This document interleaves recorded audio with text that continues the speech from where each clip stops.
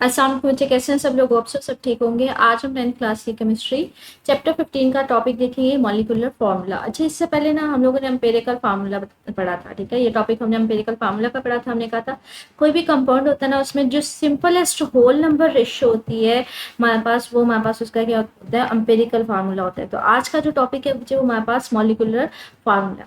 कहते हैं जो मॉलिक्यूलर फार्मूला होता है किसी भी कंपाउंड का, वो बेसिकली उसमें जो एक्चुअल नंबर ऑफ एटम्स होते हैं ना, प्रेजेंट होते हैं उसमें कंपाउंड में, वो हमें बता रहा होता है, उनकी क्वांटिटी बता रहा होता है, उन नंबर ऑफ एटम्स की एक्चुअल क्वांटिटी बता रहा होता है। मतलब अगर कोई कंपाउंड है वो कितने एलिमेंट से मिलकर बना है और हर एलिमेंट के कितने नंबर ऑफ एटम्स हैं, तो उसका हमें बता रहा होता है। लाइक ये मैंने आपको कंपेरिजन बताया कि मॉलिक्यूलर फार्मूला में और एम्पिरिकल फार्मूला में बेसिकली डिफरेंस यही होता है कि जो मॉलिक्यूलर फार्मूला होता है, अगर कोई कंपाउंड आप ले रहे हैं तो उसमें एक्चुअल उस कंपाउंड में बता रहा होता है कि अगर डिफरेंट एलिमेंट, जैसे नाइट्रोजन एक डिफरेंट है, ऑक्सीजन एक डिफरेंट है, तो हर एलिमेंट के कितने एटम्स आप ले रहे होते हैं। जैसे नाइट्रोजन के 2 एटम्स है, ऑक्सीजन के 4 है। तो ये बेसिकली मॉलिक्यूलर फार्मूला से हमें नंबर ऑफ एटम्स का पता चलता है किसी भी एलिमेंट के। एक कंपाउंड है, उस कंपाउंड में अगर मेरे पास 2 एलिमेंट है, नाइट्रोजन और ऑक्सीजन, और हर एलिमेंट के फिर कितने एटम्स हम लेंगे, वो बेसिकली इसके बारे में बता रहा होता है।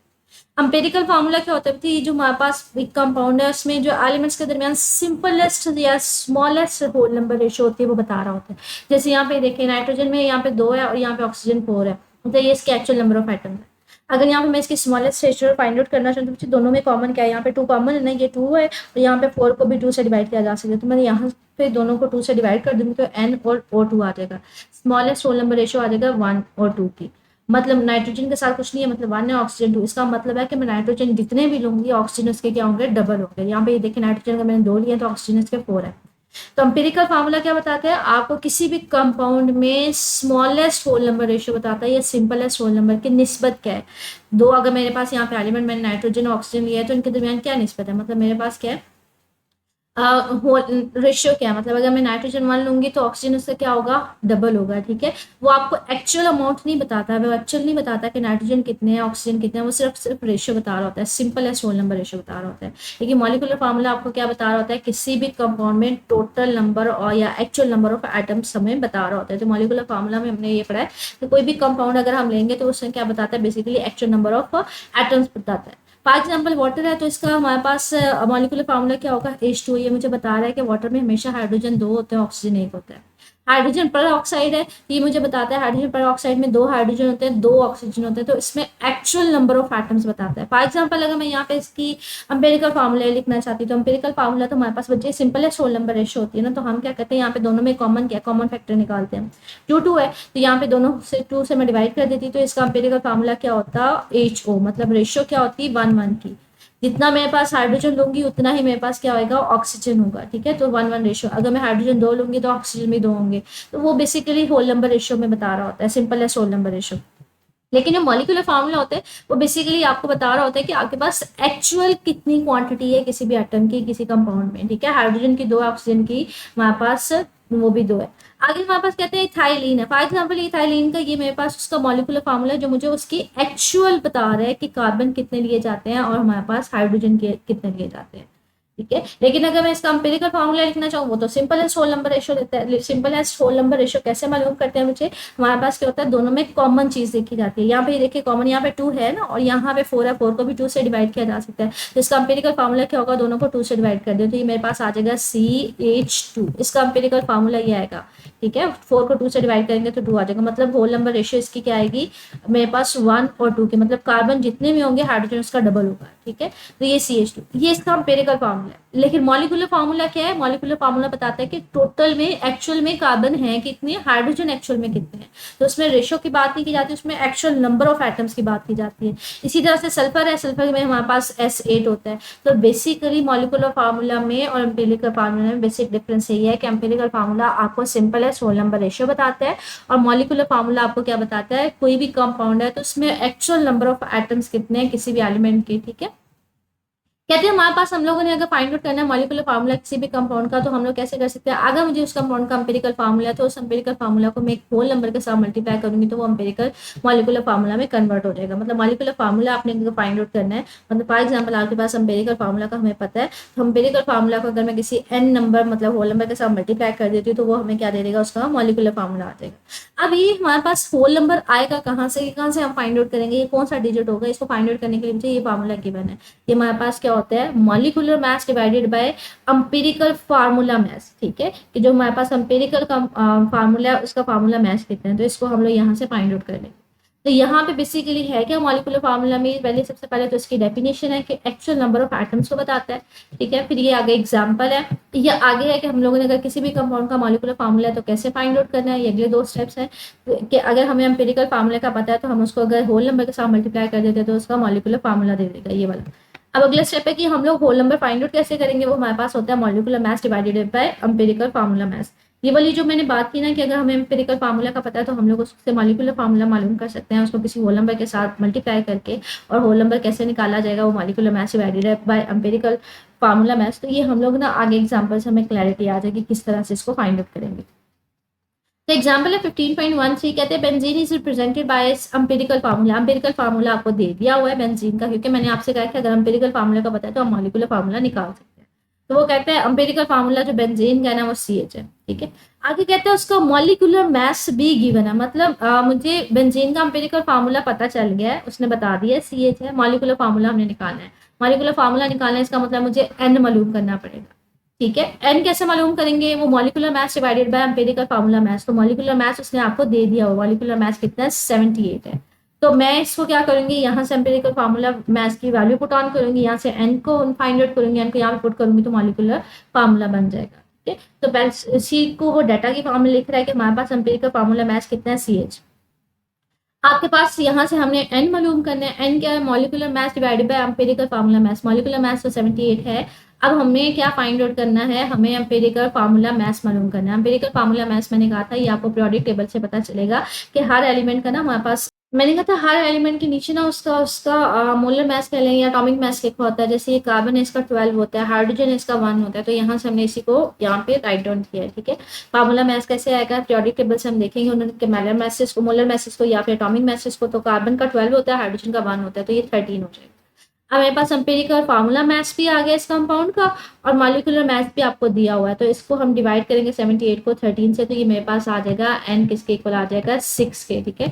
जब इसको डिवाइड करेंगे वो 6 के इक्वल आ जाएगा। अब मुझे होल नंबर पता चल गया, होल नंबर को अब मैं क्या करूंगी, एम्पिरिकल फार्मूला से मल्टीप्लाई कर दूंगी। एम्पिरिकल फार्मूला CH है, मैं इसको किससे मल्टीप्लाई करूंगी 6 के साथ। तो ये देखें 6 को हमने मल्टीप्लाई कर दिया एम्पिरिकल फार्मूला के साथ। एम्पिरिकल फार्मूला CH था तो 6, मतलब कार्बन भी 6 है और हाइड्रोजन भी कितने हैं 6 है, तो इसको छोटा सा सब्सक्रिप्ट के साथ यहाँ पे राइट डाउन कर देंगे। नेक्स्ट एग्जांपल देखते हैं 15.14 है, कहते हैं glucose has an empirical formula. Again आपको एम्पिरिकल फार्मूला दिया हुआ है CH2O हमारे पास, और इसका आपको मॉलिक्यूलर मास भी दे दिया 180 ग्राम पर मोल। कहते हैं आप इसका मॉलिक्यूलर फार्मूला मालूम करें। अगेन पहले हम लोग क्या फाइंड आउट करेंगे, एन को मालूम करने के लिए हमारे पास फार्मूला यही है, molecular mass divided by empirical formula mass. तो मॉलिक्यूलर जो मास है वो हमारे पास है। अब हमने उसका क्या फाइंड आउट करना है, एम्पिरिकल फार्मूला मास मालूम करना है। ये कहाँ से हमें पता चलेगा, पीरियोडिक टेबल से। हर एलिमेंट का उसके नीचे लिखा होता है, कार्बन का 12 होता है, ऑक्सीजन का यहाँ पे 16 होता है, हाइड्रोजन का हमारे पास कितना होता है 1 होता है। तो सबके मैसेज को हम क्या करेंगे, ऐड कर देंगे। कार्बन का 12, हाइड्रोजन का 1 होता है, लेकिन यहाँ पे 2 हाइड्रोजन है तो 2 आ जाएगा। ऑक्सीजन का 16 होता है, तो टोटल जब सम अप करेंगे तो ये हमारे पास आ जाएगा 30। फार्मूला मैथ्स हमारे पास कितना आएगा, एम्पिरिकल फार्मूला मैथ्स 30। आपके पास मैथ्स कितना था 180, तो 180 को 30 के साथ डिवाइड करेंगे तो 6 आ जाएगा।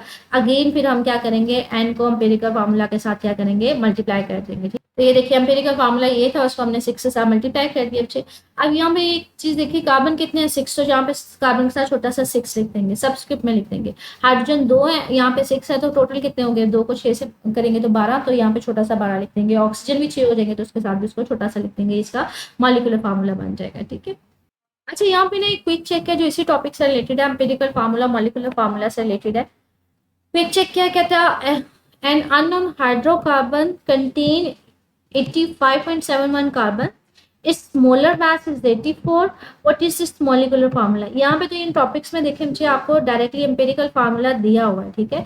एम्पेरिकल फार्मूला दिया हुआ है, हमने होल नंबर रेशियो मालूम की और हमने मॉलिक्यूलर फार्मूला निकाल दिया। अब यहाँ पे किसी किस्म का आपको एम्पेरिकल फार्मूला नहीं दिया हुआ, बल्कि आपको इसकी क्वांटिटी बताई हुई कि एक हाइड्रोकार्बन है जिसमें कार्बन की क्वांटिटी आपको बताइए कि 85.71% है, ठीक है। उसका मोलर मास भी बताया हुआ है। कहते हैं मॉलिक्यूलर फार्मूला मालूम करें, तो इसका मतलब है सबसे पहले हमने क्या मालूम करना है, हमने उसका एम्पेरिकल फार्मूला मालूम करना है। एम्पेरिकल फार्मूला मालूम करेंगे, फिर हम वहां से एन मालूम करेंगे और फिर मॉलिक्यूलर फार्मूला मालूम करेंगे। एम्पेरिकल फार्मूला मालूम करने के लिए जब हमने टॉपिक पढ़ा था ना एम्पेरिकल फार्मूले का, तो हमने कहा था एम्पेरिकल फार्मूला मालूम करते हुए इन स्टेप्स को हम फॉलो करते हैं, किसी भी कंपाउंड का हमने फाइंड आउट करना है। तो इन स्टेप्स को फाइंड आउट करते हुए इस क्विक चेक को सॉल्व करते हैं। सबसे पहले तो हमारे पास कहते हैं एक अननोन हाइड्रोकार्बन है। हाइड्रोकार्बन मुझे उसको बोलते हैं जिसमें हाइड्रोजन होता है और साथ में कार्बन होता है, ठीक है। मतलब इसे पता होता है हमें किस चीज से बना होता है, हाइड्रोजन और कार्बन से। कहते हैं एक हाइड्रोकार्बन है जिसमें कार्बन की कितनी मिकदार है, 85.71% है, ठीक है। 81.71%, ठीक है। कहते हैं इसका मोलर मास भी आपको कंपाउंड का दे दिया वो हाइड्रोकार्बन का 84। इसका फिलहाल अभी हम यूज नहीं करेंगे। What is this molecular formula? तो पहले तो हमारे पास एम्पिरिकल फार्मूला मालूम करना है। एम्पिरिकल फार्मूले के लिए पहला स्टेप क्या था, हमें कंपाउंड की परसेंटेज कंपोजिशन फाइंड आउट करनी है कि वो किस किस एलिमेंट से मिलकर बना है और कितनी उसकी क्वांटिटी कितनी है, उनकी परसेंटेज कितनी है। अब अगर मेरे पास हाइड्रोकार्बन है, हाइड्रोकार्बन मुझे पता है कि किस किस चीज से बना होता है, हाइड्रोजन और कार्बन से, ठीक है। उसमें कार्बन उसने बता दिया कि कितना है, हमारे पास 85.71% है। कहते हैं सपोज करें कि मेरे पास आपके पास एक कंपाउंड था जिसकी हमने क्वांटिटी ली कितनी, 100%, ठीक है। 100% उसकी हमने क्वांटिटी ली हाइड्रोकार्बन की, ठीक है।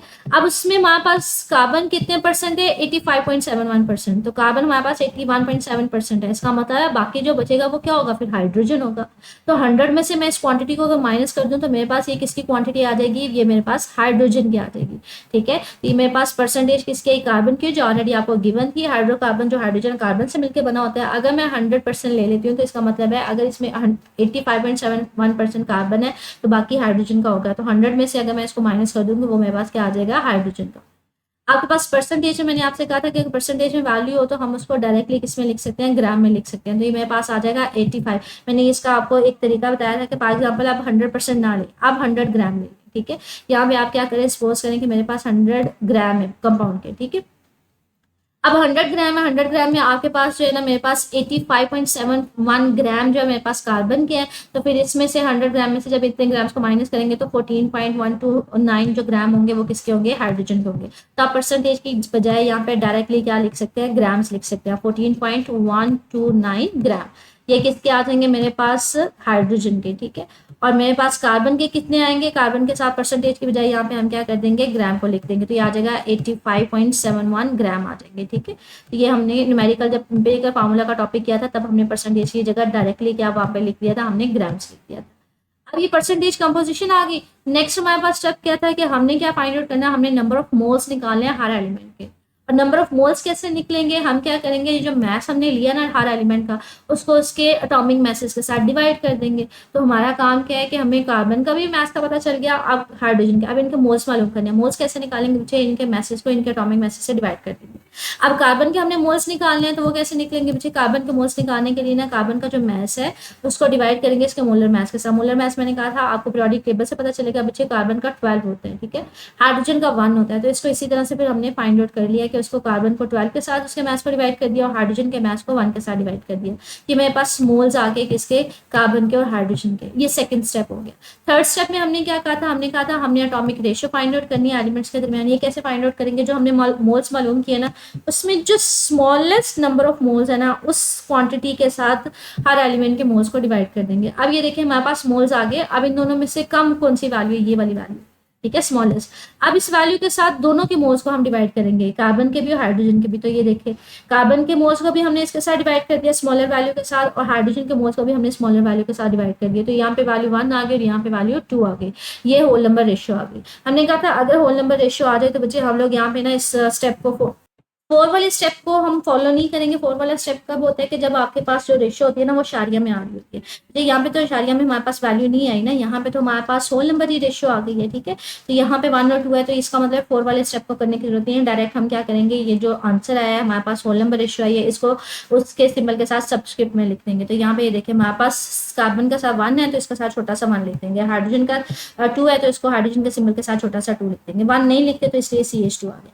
अब ये एम्पिरिकल फार्मूला हमें पता चल गया, ठीक है। एम्पिरिकल फार्मूला उसने नहीं दिया था तो मैंने पहले क्या किया, यहाँ से यहाँ तक बैठे थे ना, हमने पहले उसका एम्पिरिकल फार्मूला निकाला। अब आगे इसका हमने निकाला मॉलिक्यूलर फार्मूला। मॉलिक्यूलर फार्मूले के लिए आपको याद होगा कि मैंने अभी आपको टॉपिक में इंडिकेट करवाया कि हम लोग क्या करते हैं कि हम एम्पिरिकल फार्मूले को किसी होल नंबर के साथ मल्टीप्लाई करते हैं, लेकिन हमें होल नंबर पता करना पड़ेगा। वो कैसे मालूम करते हैं, molecular mass divided by empirical formula mass निकालते हैं।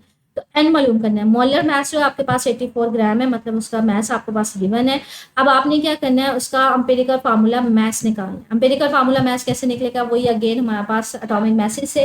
कार्बन का एटॉमिक मास क्या होता है बच्चे, पीरियोडिक टेबल से 12 है हमारे पास, और हाइड्रोजन का क्या होता है 1 होता है। तो ये देखिए कार्बन का 12, हाइड्रोजन 2 है, तो 2 को 1 के साथ मल्टीप्लाई करेंगे तो टोटल उसका कितना आ जाएगा 14। मास आपके पास गिवन है वो हमारे पास कितने हैं 84, ठीक है। 84 आपको मॉलिक्यूलर मास उसका गिवन है। 84 को अब हम किससे डिवाइड कर देंगे, उसके एम्पिरिकल फार्मूला मास के साथ, जो उसका क्या है 14, ठीक है। जब इसको इसके साथ डिवाइड करेंगे तो आपके पास जो आंसर आएगा वो अप्रोक्सीमेटली 6 आएगा, ठीक है।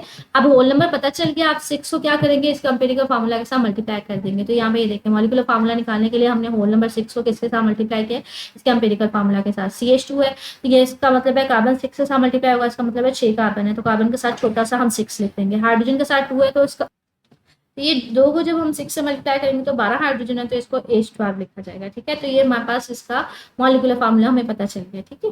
इसी टॉपिक से रिलेटेड हमारे पास न्यूमेरिकल है 15.5, कहते हैं कंपाउंड कंटेन मैसेज 40.0% कार्बन है, 6.71% हाइड्रोजन है और ये ऑक्सीजन है, ठीक है। कहते हैं यहाँ तक हमारे पास डेटा है, ठीक है। उसके बाद कहते हैं आज 0.20 मोल ऑफ कंपाउंड, कंपाउंड का आपको मोल बता दिया और उसका आपको मैस बता दिया। कहते हैं उसका मॉलिक्यूलर फार्मूला मालूम करके दे। जैसे अभी हमने क्विक चेक किया ना, बिल्कुल वैसे ही है। पहले हम क्या करेंगे, मॉलिक्यूलर फार्मूला मालूम करना है। सबसे पहले हम लोग यहाँ से यहाँ तक डाटा से हम लोग क्या फाइंड आउट करेंगे, एम्पिरिकल फार्मूला मालूम करेंगे। एम्पिरिकल फार्मूला पता चल जाएगा, फिर हम लोग होल नंबर रेशियो n मालूम करेंगे और फिर उसके बाद मॉलिक्यूलर फार्मूला मालूम करेंगे। तो इसको सॉल्व करते हैं हम। तो ये देखिए ये हमारे पास 15.5 न्यूमेरिकल है। सबसे पहले यहाँ से लेके यहाँ तक डाटा से हम लोग क्या करेंगे, एम्पिरिकल फार्मूला मालूम करेंगे। आपके पास एक कंपाउंड है बच्चे, उसकी ना आपको क्या ले परसेंटेज कंपोजिशन दे दी हुई है, बता दिया हुआ है कि वो किस किस से बना हुआ है। वो कार्बन से बना हुआ है, वो हाइड्रोजन से, और इनके बता दी हुई है आपने परसेंटेज। बच्चे परसेंटेज की जगह डायरेक्टली आप क्या करेंगे, यहाँ पे ग्राम्स लिख देंगे, ठीक है। यहाँ पे मेरे पास कार्बन कितना 40.0 ग्राम, हाइड्रोजन कितना 6.71 ग्राम और हमारे पास ऑक्सीजन कितना 53.3 ग्राम, ठीक है। तो पहला स्टेप तो एम्पिरिकल फार्मूले में फाइंड आउट करने के लिए हमें पता चल गया, उसके परसेंटेज कंपोजिशन का पता चल गया। सेकंड स्टेप क्या है कि जो हमारे पास मैसेज आए इनको इनके एटॉमिक मैसेज के साथ डिवाइड करेंगे तो मोल्स आ जाएंगे, ठीक है। तो कार्बन के मोल्स कैसे आएंगे, इसके मैस को इसके एटॉमिक मैस के साथ डिवाइड करने। एटॉमिक मैसेज मैंने आपसे कहा था पीरियोडिक टेबल से हमें पता चलेंगे। कार्बन का हमारे पास कितना होता है 12, हाइड्रोजन का 1, यहाँ से हमें इनके एटॉमिक मैसेज का पता चल जाएगा, ठीक है। तो हाइड्रोजन का हमारे पास 1 होता है, इसी तरह से ऑक्सीजन का 16 होता है, तो यहाँ से मोल्स आ जाएंगे सबके। अब नंबर ऑफ मोल्स आगे थर्ड स्टेप क्या था, हमने फाइंड आउट करना है कि इन सब में से सबसे जो स्मॉलेस्ट नंबर ऑफ मोल्स है उस क्वांटिटी के साथ सबको डिवाइड कर देना। अब इन सब में से जो स्मॉलर है वो 3.3 है, मतलब ये दोनों सेम है तो ये स्मॉलर है। अब हर वैल्यू को किसके साथ डिवाइड करेंगे, 3.33 के साथ। तो स्मॉलर वैल्यू के साथ हर मोल्स को क्या करेंगे, डिवाइड कर देंगे। तो इसको भी डिवाइड कर देंगे, इसको भी 3.33 के साथ डिवाइड कर देंगे और नेक्स्ट वाले को भी किसके साथ डिवाइड करेंगे, 3.33 के साथ। जो स्मॉलर वैल्यू होगी उसके साथ सारे मोल्स को हम डिवाइड कर देंगे। अब जब सब मोल्स को हम डिवाइड करेंगे तो वो हमें एटॉमिक रेशियो दे देगा। जब 3.33 को इसके साथ डिवाइड करेंगे तो सेम है, तो यहाँ पे आंसर 1 आ जाएगा। इसको डिवाइड करेंगे तो यहाँ पे 2 आ जाएगा और यहाँ पे डिवाइड करेंगे तो 1 आ जाएगा। तो होल नंबर रेशियो कितनी आ गई, 1 to 1। अब ये हमारे पास होल नंबर रेशियो है तो फोर्थ स्टेप तो हम फॉलो नहीं करेंगे, डायरेक्टली 5 वाला अप्लाई करेंगे कि ये जो होल नंबर रेशियो है इनको सिंबल्स के साथ छोटा सा करके लिख देंगे, सबस्क्रिप्ट में लिख देंगे। सबस्क्रिप्ट में कैसे लिखेंगे, मैंने आपको बता दिया। कार्बन के साथ हमारे पास 1 आ जाएगा, हाइड्रोजन के साथ 2 आ जाएगा और ऑक्सीजन के साथ भी 1 आ जाएगा। तो ये देखिए CH2। अब एम्पिरिकल फार्मूला हमारे पास पता चल गया। एम्पिरिकल फार्मूला हमने डाटा से मालूम कर लिया यहाँ से यहाँ तक। आगे हम लोगों ने फाइंड आउट करना है मॉलिक्यूलर फार्मूला। मॉलिक्यूलर फार्मूला के लिए हमें क्या पहले पता करना पड़ेगा, हमें होल नंबर फाइंड आउट करना पड़ेगा। होल नंबर हम कैसे मालूम करते हैं, मुझे ये molecular mass divided by empirical formula mass से मालूम करते हैं, मॉलिक्यूलर मास और एम्पिरिकल फार्मूला। लेकिन यहाँ पे तो आपको कोई मॉलिक्यूलर मास नहीं दिया हुआ, आपको सिर्फ वेट दिया हुआ है और हमें क्या दिया हुआ है, मोल्स दिए हुए हैं, ठीक है। मॉलिक्यूलर फार्मूला नहीं दिया हुआ, तो वो कैसे मास नहीं दिया हुआ, वो यहाँ पे इसी को कहता है। पहले मॉलिक्यूलर मास कैसे मालूम करेंगे, हमारे पास ये होता है मोलर मास, हमारे पास होता है किसी भी कंपाउंड का हमने मालूम करना है तो होता है मास ओवर मोल्स होता है। मतलब बेसिकली जो फार्मूला होता है ना मोल्स का, वो हमारे पास होता है। मोल्स कैसे हम निकालते हैं, वो फार्मूला होता है हमारे पास मास ओवर मोलर मास, ठीक है। मास ओवर मोलर मास, ये हमारे पास इसका फार्मूला होता है, मोलर मास। इसको मैं शॉर्ट फॉर्म में लिख रही हूँ, आप उसको वैसे कंप्लीट ही लिख ले तो बेटर ऑप्शन है, ठीक है। मोलर मास आ जाएगा, ये हमारे पास इस फार्मूले से।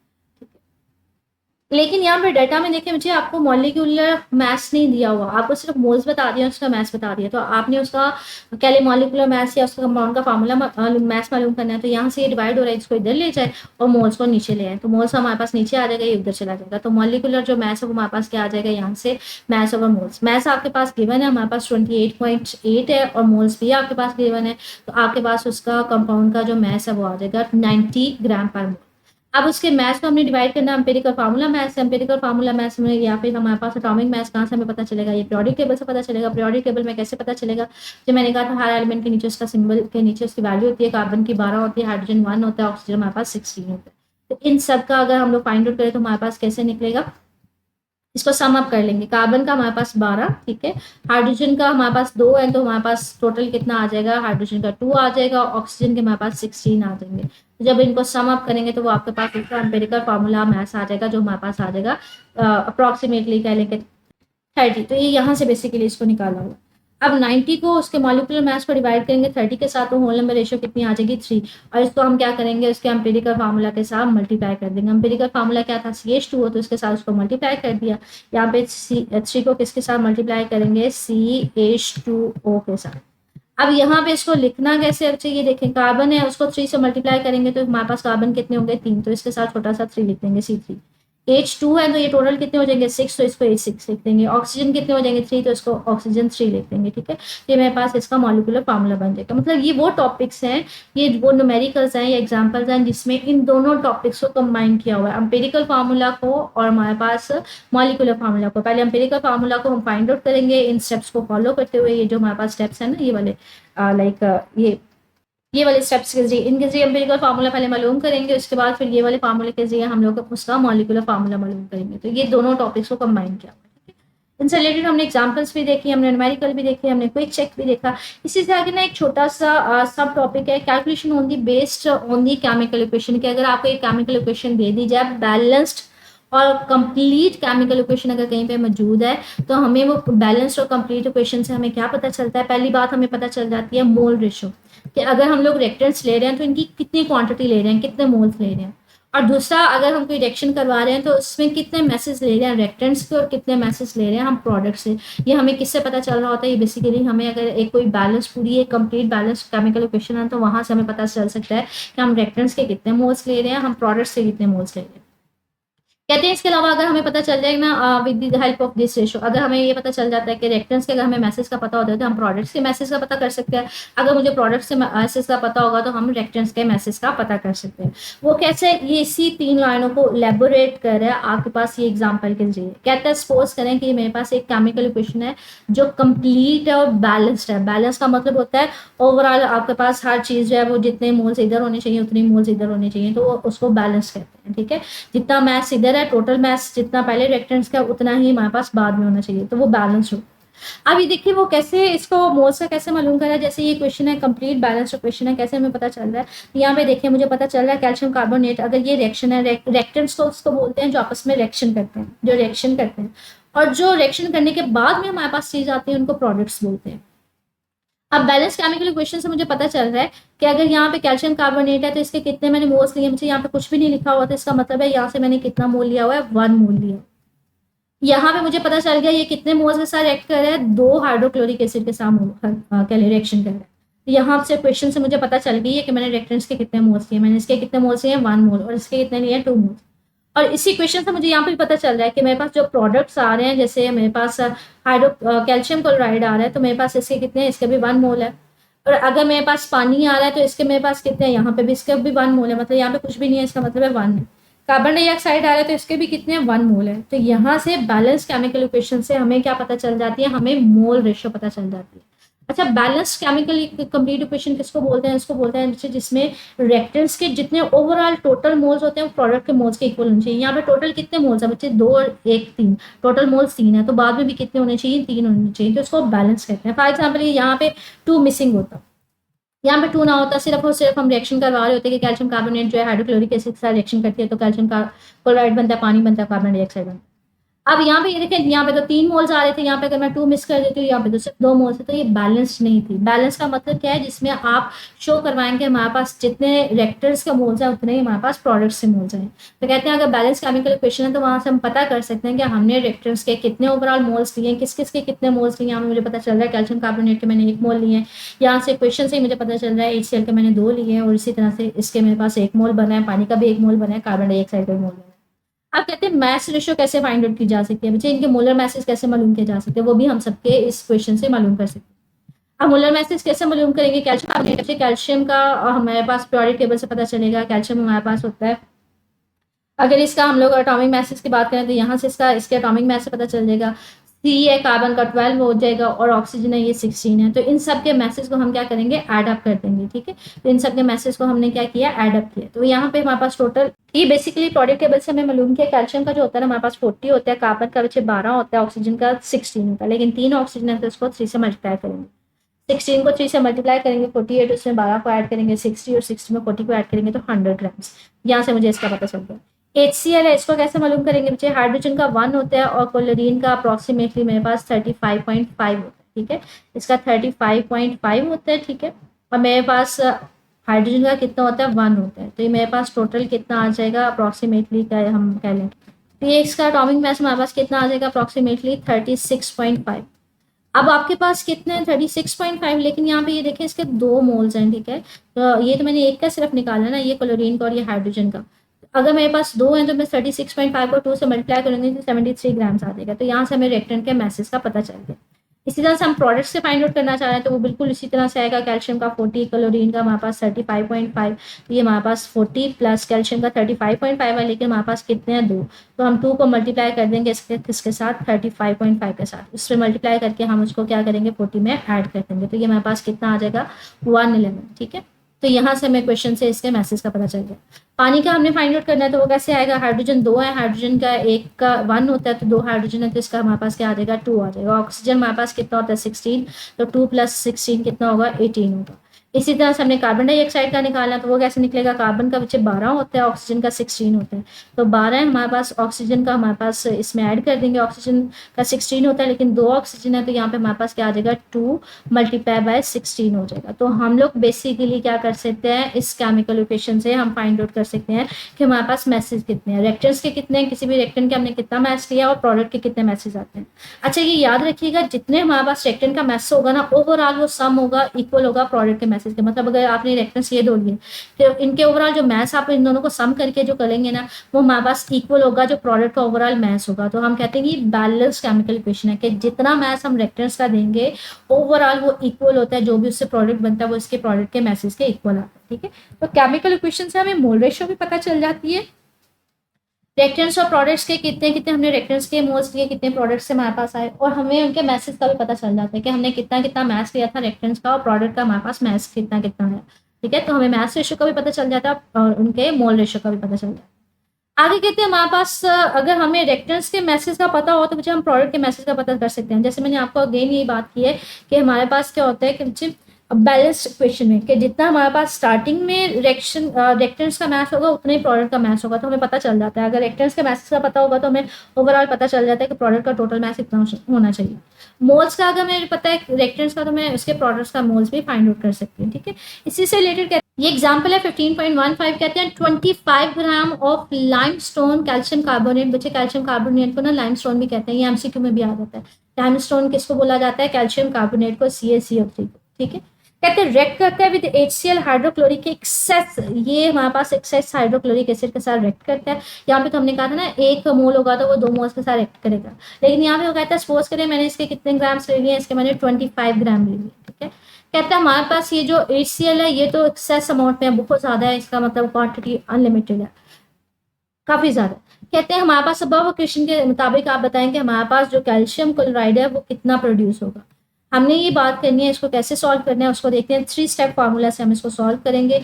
3 स्टेप फार्मूला है क्या उसको देखते हैं, वो देखते हैं। हमारे पास 100 ग्राम थे तो हमारे पास उसके कैल्शियम क्लोराइड के कितने ग्राम आ सकते थे, 111। तो मैंने यहाँ पे क्वेश्चन से लिख दिया है कि क्वेश्चन से हमें पता चला था कि बैलेंस केमिकल इक्वेशन से कि अगर मैं कैल्शियम कार्बोनेट के 100 ग्राम लूंगी तो मेरे पास कैल्शियम क्लोराइड के कितने आएंगे, 111 ग्राम आएंगे।